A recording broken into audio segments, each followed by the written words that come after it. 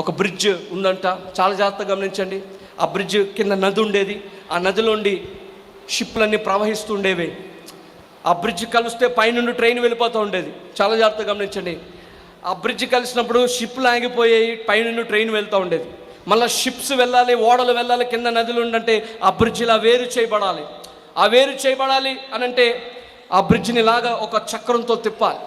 ఆ bridge master, ఆ station master ఒకరోజు ట్రైన్ వస్తుంది, ట్రైన్లో నుంచి 100 మంది ఉన్నారు. చాలా జాగ్రత్తగా గమనించండి పిల్లరా. ఆ చక్రాన్ని తిప్పుతూ ఉన్నారు, బ్రిడ్జ్ కలుస్తూ ఉంది, ట్రైన్ వచ్చేస్తుంది వేగముగా. ఆ చక్రం తిప్పే కొద్దీ ఒక స్వరం వినబడుతూ ఉంది. ఆ స్వరం ఏంటో అర్థం అవ్వలేదు, కానీ చక్రం తిప్పే కొద్దీ స్వరం పెద్దగా అయిపోతూ ఉంది. ఏంటి ఆ స్వరం అని చూస్తే ఎంతగానో తను ప్రేమించిన ఒక్కగానే ఒక కుమారుని స్వరం. ఎప్పుడైతే ఆ బ్రిడ్జ్ తిప్పుతా ఉన్నారో, ఆ బ్రిడ్జ్ 2 బ్రిడ్జ్ల మధ్య తన ఒక్క కుమారుడు నలిగిపోతున్నాడు. తన కుమారుని రక్షించుకోవచ్చు. ఆ చక్రాన్ని ఇలా వెనక్కి తిప్పేస్తే బ్రిడ్జ్ విడిపోతుంది, కుమారుడు రక్షింపబడతాడు. కానీ ఆ 100 మంది ట్రైన్లో ప్రయాణిస్తున్న వారు నదిలో మునిగిపోయి చనిపోతారు. ఏం చేయాలి అర్థం కాలేదు స్టేషన్ మాస్టర్కి, ఆ బ్రిడ్జ్ మాస్టర్కి అర్థం కాలేదు.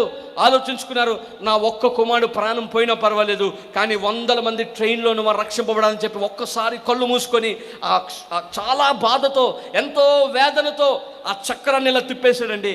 ఆ 2 బ్రిడ్జిల మధ్య నలిగిపోయాడు, నలగొట్టబడ్డాడు. ఆ కుమారుడు నలగొట్టబడ్డాడు. అయితే ట్రైన్లో ఉన్నవారు, వారికి ఏమీ తెలీదు, బ్రిడ్జ్ మీద నుంచి అలా వెళ్ళిపోయారు సంతోషంగా. కానీ ఆ లోపల ఆ బ్రిడ్జిల మధ్య ఒక్కగానొక్క కుమారుడు నలిగిపోయాడు. ఆ తర్వాత ఆ నలిగిపోయిన కుమారుని చూసి భయంకరంగా, కనీసం ముఖ రూపాలు కూడా లేవంట ఆ కుమారుడికి, అంతగా నలిగిపోయాడు. 2 బ్రిడ్జిల మధ్య ఎత్తుకొని భయంకరంగా ఏడ్చుకొని తీసుకొని వెళ్ళి తండ్రి పాతి పెట్టాడు.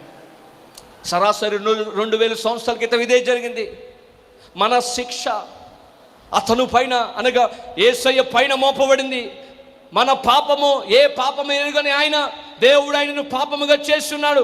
యేసయ్య పైన వేయబడింది పాపము, మన పాపము, మన శాపము ఆయన పైన వేయబడింది.